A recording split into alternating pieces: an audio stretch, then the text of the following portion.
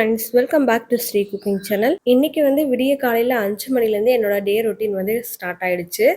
கொஞ்சம் பண்டிகை, மாரியம்மன் கோயில் பண்டிகை அப்படிங்கிறதுனால வீட்லேயும் வேலை கொஞ்சம் அதிகமாக தான் இருந்தது. ஃபுல்லாக வாசல்லாம் க்ளீன் பண்ணிவிட்டு சாணியெல்லாம் தெளிக்கலாம் அப்படின்னு சொல்லிட்டு தான் ரெடி பண்ணிகிட்ருக்கேன். அதாவது மண் வாசல் அப்படின்னா அதை மெயின்டைன் பண்ணுறது கொஞ்சம் கஷ்டம்தான். நம்ம தினமும் காலையில் எழுந்திரிச்சோடனே தண்ணி தெளிக்க ஆரம்பிச்சிட்டோம்னா ஃபுல்லாக எல்லாம் பில்லெல்லாம் நிறைய முளைச்சிக்கும். அதையும் க்ளீன் பண்ணணும். மழை பெஞ்சோம்னாலும் ஃபுல்லாக மண்ணெல்லாம் போயிடும். அதுக்கப்புறம் நம்ம சாணி போட்டு மறுபடியும் பழைய மாதிரியே ரெடி பண்ணி வைக்கணும். இந்த மாதிரி வந்து மண் வாசல் மெயின்டைன் பண்ணுறதுங்கிறது ரொம்ப கஷ்டமான வேலை தான். இப்போ ஓரளவுக்கு நல்லா ஃபுல்லாக சாணி போட்டு ஃபுல்லாக ரெடி பண்ணி வச்சுட்டேன். அப்புறம் நான் கோலம் போட்டு முடிச்சிட்டா எனக்கு வாசல் வேலைகள்லாம் ஓரளவுக்கு முடிஞ்சுது. வீட்டுக்கு சைட்லேயே நிறைய வாழைக்கன்று இருக்குது. அதில் தேன் வாழைக்கன்று தான் ரொம்ப அதிகமாக வச்சுருக்கேன்.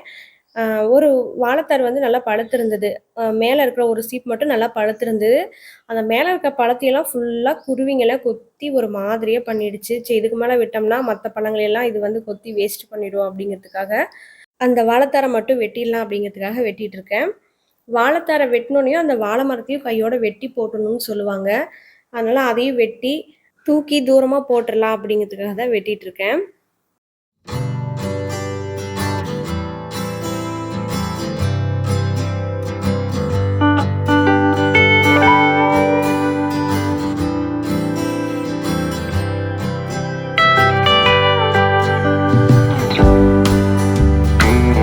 இன்னைக்கு வந்து விடிய காலையில் 5 மணிக்கு எந்திரிச்சு என்னோட வேலையை ஆரம்பிச்சதுனால லைட்டாக பசி எடுக்கிற மாதிரி இருந்தது. சரின்னு சொல்லி சொசைட்டியில் பால் வாங்கியாச்சு. நான் வந்து எப்போவாவது டீ காஃபி குடிக்கணும் அப்படின்னு தோன்றப்ப தான் சொசைட்டியில் போய் பால் வாங்குவேன்.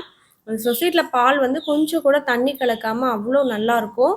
நல்லா ஃப்ரெஷ்ஷான பாலாக கிடைக்கும். ஆனால் வந்து 6 மணிக்கு முன்னாடியே போகணும். அந்த டைமில் தான் வந்து சொசைட்டியில் பால் கிடைக்கும்.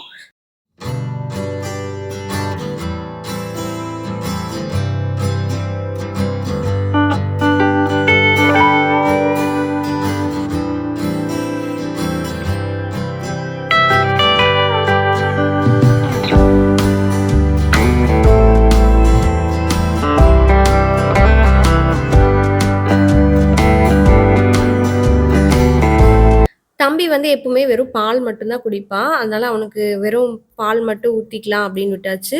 எனக்கு வந்து காஃபின்னா ரொம்ப பிடிக்கும் அப்படிங்கிறதுக்காக நான் எனக்கு காஃபி தான் ரெடி பண்ணிகிட்ருக்கேன். இப்போ வெய்ய காலம் வந்த உடனே இந்த காஃபி, டீ இதெல்லாம் வந்து ரொம்பவே குடிக்கவே முடியறதில்ல. ரொம்ப ஹீட்டான மாதிரி இருக்குது. இந்த மாதிரி டைமில் கொஞ்சம் ஜூஸ் எல்லாம் எடுத்துக்கலாம் அப்படின்னு சொல்லி நான் இப்போ முடிவு பண்ணி தான் இருக்கேன். வெயில் காலம் முடிகிற வரைக்கும் நம்ம அந்த மாதிரி மாற்றிக்கிட்டோம்னா தான் கொஞ்சம் பாடி ஹீட் வந்து கொஞ்சம் குறையும். பாலும் காஃபியும் ஓவரால் ரெடி ஆகிடுச்சு. இதை ஊற்றி எடுத்துக்கிட்டு என்னோடய ஃபேவரட் பிளேஸுக்கு தான் போக போகிறேன். எங்கேன்னு கேட்டிங்கன்னா வேறு எங்கேயும் இல்லை, மொட்டை மாடிக்கு தான் போக போகிறேன். இந்த வெயில் காலம் ஆரம்பித்ததுலேருந்து இந்த மொட்டை மாடியை ரொம்ப மிஸ் பண்ணுற மாதிரி இருக்குது. காலையில் ஒரு 7 மணிக்குள்ளே போனால் மட்டும்தான் கொஞ்சம் நல்லா குளு குளுன்னு இருக்க மாதிரி இருக்குது. அதுக்கு மேலே போனோம்னா வெயில் வந்து மண்டையை பொழக்கிற அளவுக்கு அவ்வளோ ஹீட்டாக இருக்குது. ஈவினிங்கும் போகவே முடியறதில்ல. ஹீட் அப்படியே தான் மெயின்டைன் ஆகுது. ஒரு 7 மணிக்கு மேலே போனோம்னா தான் கொஞ்சம் குளு குளுன்னு கொஞ்சம் ஜில்னஸாக காற்றடிக்கிற மாதிரி இருக்குது. அதனால் காலையில் வந்து எப்போவுமே ஒரு 10 நிமிஷமாவது மொட்டை மாடிக்கு போய் அப்படியே கொஞ்சம் வாக் போயிட்டு காஃபியோ டீயோ எது இருக்கோ குடிச்சிட்டு வந்தோம்னா தான் கொஞ்சம் ரிலீஃபாக இருக்கிற மாதிரி இருக்கும். அதுக்கப்புறம் தான் என்னோட குக்கிங் வேலையெல்லாம் நான் ஸ்டார்ட் பண்ணுவேன்.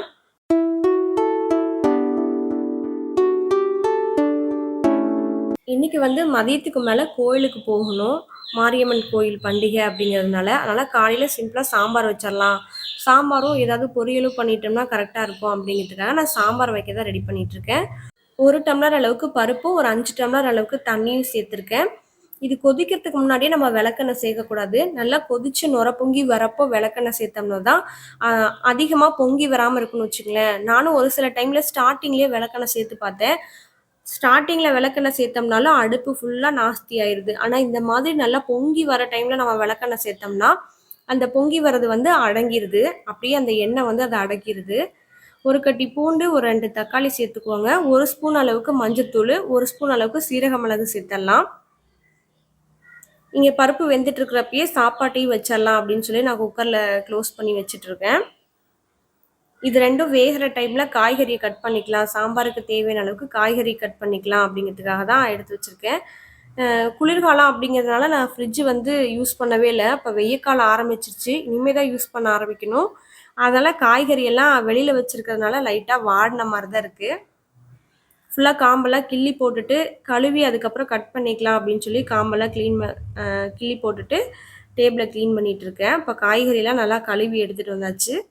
இதுக்கப்புறம் பொரியலுக்கு தனியா, சாம்பாருக்கு தனியா. சாம்பாருக்குன்னா கொஞ்சம் பெரிய சைஸ்ல கட் பண்ணி போட்டா தான் கொஞ்சம் நல்லாயிருக்கும். பொரியலுக்கு கொஞ்சம் சின்னதா கட் பண்ணிக்கலாம் அப்படின்னு சொல்லி கட் பண்ணிட்டு இருக்கேன். எப்பவுமே நீங்க சாம்பாரோ, பச்சை பயிறு, தட்டைப்பயிறு இந்த மாதிரி செய்றப்ப குழம்பு வகைகள் எது வச்சாலும் சரிங்க, கொஞ்சமா ஒரு 2 ஸ்பூன் அளவுக்கு நீங்க விளக்கெண்ணெய் சேர்த்து செய்யுங்க. இந்த வெயில் காலத்துக்கு அது ரொம்ப நல்லது. இப்ப பருப்பு நல்லா வெந்துருச்சு. சரி தாளிக்க ஆரம்பிச்சிடலாம் அப்படின்னு சொல்லி வரமிளகா, பெரிய வெங்காயம் இல்ல, குட்டி வெங்காயம், சின்ன வெங்காயம் தான் நான் சேர்த்துருக்கேன். சாம்பாருக்கு சின்ன வெங்காயம் அவ்வளோ பர்ஃபெக்ட்டா இருக்கும். வெங்காயம் சேர்த்ததுக்கப்புறம் கருவேப்பிலை, தேவையான நம்ம கட் பண்ணி வச்சிருக்க காய்கறிகள் எல்லாத்தையும் இது கூட சேர்த்தாச்சு. ஒரு 3 ஸ்பூன் அளவுக்கு சாம்பார் தூள் சேர்த்துக்கலாம். இது வீட்லயே அரைச்ச சாம்பார் பவுடர் தான். இது எப்படி அரைக்கிறது அப்படிங்கிறதையும் நான் வீடியோல போட்டிருக்கேன். செக் பண்ணி பார்த்துக்கோங்க. இப்போ வந்து ஒரு 3 டம்ளர் அளவுக்கு தண்ணி சேர்த்துக்கலாம். இது நல்லா வேகட்டும்.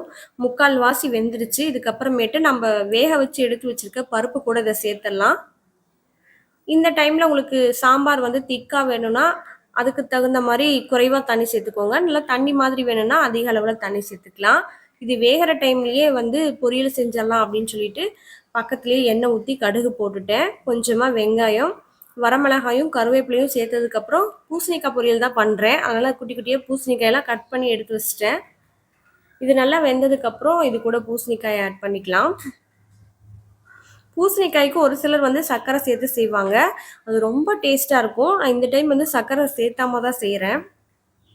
ஒரு 2 நிமிஷம் அந்த பூசணிக்காயை இப்படியே நல்லா வதக்கிக்கலாம். நல்லா வதங்கினதுக்கப்புறம் ஒரு 1/2 ஸ்பூன் அளவுக்கு மஞ்சள்தூள் சேர்த்துட்டு, தேவையான அளவுக்கு நம்ம உப்பு சேர்த்துட்டு, குட்டி டம்ளரில் 1 டம்ளர் அளவுக்கு தண்ணி சேர்த்துடலாம். ரொம்ப அதிகமாக சேர்த்தோம்னா இது குழஞ்சிரும். தண்ணி சேர்த்த உடனே ஒரு கிளறி அப்படியே நம்ம மூடி வச்சிடணும். 5 நிமிஷத்தில் சூப்பராக பூசணிக்காய் தயாராகிடும். சாம்பாரும் நல்லா வெந்து வந்துருச்சு. அதில் இருக்க காய்கறிகள்லாம் நல்லா வெந்துருச்சு. இது கூடவே புளிக்கரைசலையும் உப்பையும் இது கூட சேர்த்துடலாம். இது சேர்த்ததுக்கப்புறம் ஒரு 2 கொதி வந்தால் போதும். சாம்பார் வந்து ரெடி. இந்த சாம்பார் தூள் வந்து வீட்லேயே செஞ்சுதுங்க. அவ்வளவு நல்லா மணமாகவும் நல்ல டேஸ்ட்டாகவும் இருந்தது அந்த சாம்பார் தூள். இதை நம்ம பொரியலுக்கு, சாம்பாருக்கு எல்லாத்துக்குமே இதை பயன்படுத்திக்கலாம். இப்போ சாம்பாரும் பொரியல் எல்லாமே தயாராகிடுச்சு. இனிமேல் பரிமாறுறது ஒன்று தான் பாக்கி. இப்போ பரிமாற ஆரம்பிச்சிடலாம். சூடாக சாப்பாடு ரெடி ஆயிடுச்சு. இது கூடவே கேரட்டு, பீன்ஸ், உருளைக்கிழங்கெல்லாம் சாம்பாருக்கு போக மீதி இருந்தது. அதையும் பொடியாக கட் பண்ணி நான் பொரியல் பண்ணிட்டேன். அது கூடவே பூசணிக்காய் பொரியல், சுவையான சாம்பாரும் தயாராகிடுச்சு. இது கூடவே தயிர், ரசம், அவ்வளோதான் இன்னைக்கோட லஞ்ச் மெனு முடிஞ்சுது. இதுக்கப்புறம் வெயிலுக்கு இதமாக தண்ணி எப்படி நம்ம ரெடி பண்ணுறது அப்படிங்கிறத இந்த வீடியோவில் பார்க்க போகிறோம். இது வந்து வெட்டிவேர். இந்த வெட்டிவேர் வந்து நாட்டு மருந்து கடைகளில் எல்லா கடைகள்லையும் மேக்ஸிமம் இது வந்து இருக்கும். இது வந்து அதிகமாகவும் நம்ம வீட்டில் வாங்கி வச்சிருக்க முடியாது. ரொம்ப பூச்சி வந்துடும் வச்சுக்கல. அதனால் குறைவான அளவு மட்டும் அப்போதைக்கு நீங்கள் வாங்கி பயன்படுத்திக்கோங்க. இதை நல்லா தண்ணியில் கழுவிக்கோங்க. ரொம்ப அழுத்தி பிசைஞ்செல்லாம் கழுவக்கூடாது. மேலே இருக்க குப்பை மட்டும் லைட்டாக போகிற மாதிரி மட்டும் கழுவி எடுத்துட்டு, அதுக்கப்புறம் ஒரு காட்டன் கிளாத் இந்த மாதிரி எடுத்துக்கோங்க. இந்த வெட்டி வேரை நல்லா மடக்கி அந்த காட்டன் கிளாத்தில் வந்து நல்லா முடிச்சு போட்டு கட்டி எடுத்துக்கோங்க. தண்ணியில் வெறுமனே அப்படியே போட்டோம்னா அது ரொம்ப மிதங்கிட்டு நம்ம ஒவ்வொரு டைம் தண்ணி மோக்கிறப்போ அது நம்ம வாயில் வந்து படுற மாதிரி இருக்கும் தண்ணி குடிக்கிறப்பெல்லாம். இல்லை இந்த மாதிரி கட்டி போட்டோம்னா எந்த வித டிஸ்டர்பன்ஸும் இல்லாமல் அது பாட்டுக்கும் குடத்துல இருக்கும். இதை வந்து நைட்டு நீங்கள் தூங்க போகிறதுக்கு முன்னாடி அண்டா நிறைய தண்ணி பிடிச்சி அதில் வந்து போட்டு வச்சுருங்க. இதை ஒரு நாள் ஃபுல்லாக இந்த தண்ணியை நம்ம யூஸ் பண்ணிக்கலாம்னு வச்சுக்கங்களேன். காலையில் எந்திரிச்சு குடிக்கிறப்போ அந்த தண்ணி வந்து லைட்டாக மண் மணம் மாதிரி கொஞ்சம் வேறு டேஸ்ட்டாக இருக்கும். ஆனால் உடம்புக்கு வந்து அவ்வளோ குளிர்ச்சியாக இருக்கும். இந்த வெயில் தாக்கத்துலேருந்து தப்பிக்கணும் அப்படின்னா இந்த தண்ணியை பயன்படுத்தி பாருங்கள். வித்தியாசம் உங்களுக்கே நல்லா தெரியும்.